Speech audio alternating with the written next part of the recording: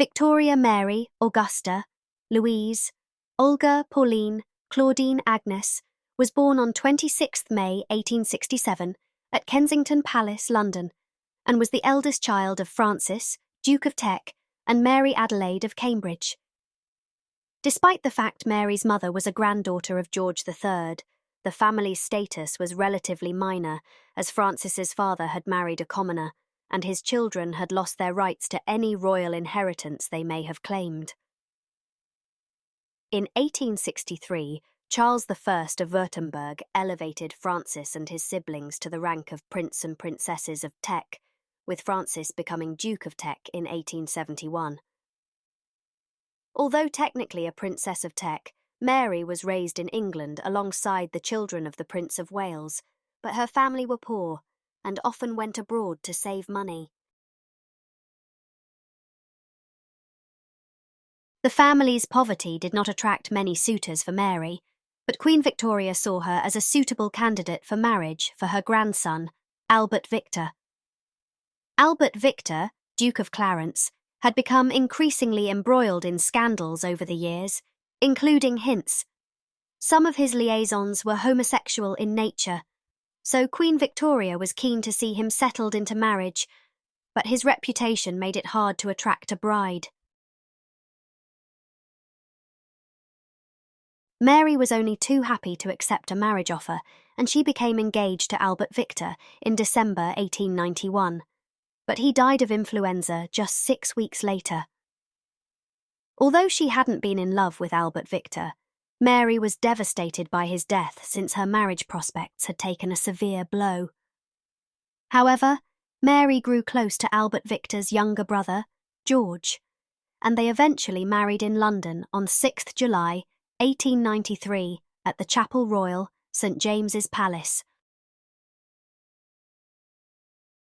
George and Mary spent their time between St James's Palace and York Cottage on the Sandringham estate, but Mary had a difficult time with her domineering mother-in-law, Alexandra of Denmark, who was reluctant to let her son go. As Duchess of York, Mary carried out numerous public duties, including a long tour around the world, which required her to leave her children behind for 8 months. Although Mary loved her children, she was never entirely comfortable around them, and the children were left to the care of nannies, as was the fashion of the time. Mary was often accused of being cold, particularly since one of the nannies was abusive, and it was some time before it was discovered. In 1901, not long after returning from their tour, George was created Prince of Wales, and the couple moved to Marlborough House from St James's Palace. In 1905, Mary gave birth to her last child, John, who suffered from severe epilepsy, and he was hidden away from the public at Sandringham, where he died in 1919, aged 13. After the death of Edward VII, George and Mary were crowned on 22nd June 1911 at Westminster Abbey, with Mary dropping the Victoria from her name in favour of being Queen Mary. Mary's new status as Queen Consort often brought her into conflict with her mother-in-law, who was reluctant to concede her former place as Queen.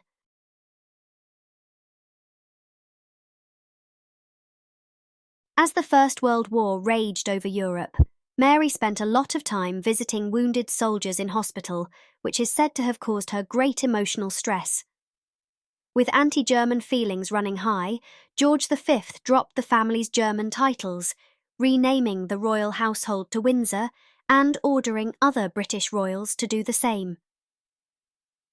After the war ended, Mary continued to be a source of strength to her husband during his frequent bouts of ill health and carried out her public engagements with dignity despite the social unrest plaguing the country. King George's health continued to decline, and he eventually died on 23rd January 1936, with his eldest son, Edward, succeeding to the throne as Edward VIII. Within a year, the British monarchy was in crisis when Edward announced his intention to marry his American mistress, Wallis Simpson. When Edward was told he could not marry Wallis and remain king, he chose to abdicate in favour of his younger brother, Albert, who became George VI. While Mary would always have great affection for Edward, she never forgave him for abandoning his royal duty and refused to acknowledge Wallis Simpson, either in private or in public. Edward VIII formally abdicated on 10th of December 1937, and his brother gave him the title of Duke of Windsor 2 days later, effectively preventing Edward from seeking election in the House of Commons or speaking in the House of Lords. Edward was allowed to keep his HRH ranking, but his wife and any children would not be so entitled. Edward and Wallis were married in a private ceremony on the 3rd June 1937 at Château de Condé, near Tours, France, but George VI forbade any members of the royal family from attending, something Edward would never forgive. Relations between Edward and George VI would never fully heal, and Edward was warned never to return to Britain without the king's permission. When the Second World War broke out in Europe, George VI urged his mother to leave London for her own safety, and she reluctantly moved to Badminton House, Gloucestershire, with her niece, Mary Somerset, Duchess of Beaufort. Never one to sit still, Mary supported the war effort by visiting troops and directing efforts to collect scrap metal. In 1942, tragedy struck when her youngest son, George, Duke of Kent, was killed in an air crash while on active service. When the war ended, Mary returned to Marlborough House in London. During her lifetime, Mary was an avid collector, particularly of objects and jewellery with royal connections. She was quite aggressive in her collecting, and if she admired something while visiting, said object more than likely found its way into her collection. However, Mary's vast knowledge of royal artefacts did have a positive side, as many loaned-out treasures were finally returned to their rightful owners. The most famous of Mary's belongings has to be the exquisite dollhouse created by Sir Edwin Lutyens to hold her miniatures.